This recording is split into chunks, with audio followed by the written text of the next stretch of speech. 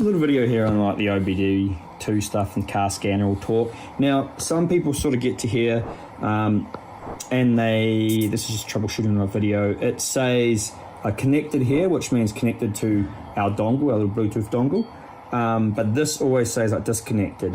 Now, this can happen sometimes when you've got like both talk and car scanner open. So what we suggest doing is, so you can see I've got car scanner open here. I don't have talk open. So there's a couple options. Like, so one's to come into here.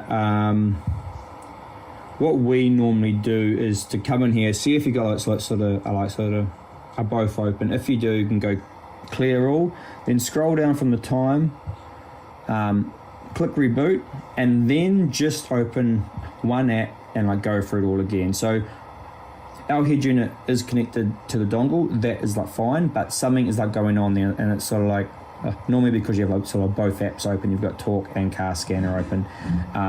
So just go down there, reboot the unit, and then just like go in and just open up one. So just open up our car scanner and see how you go.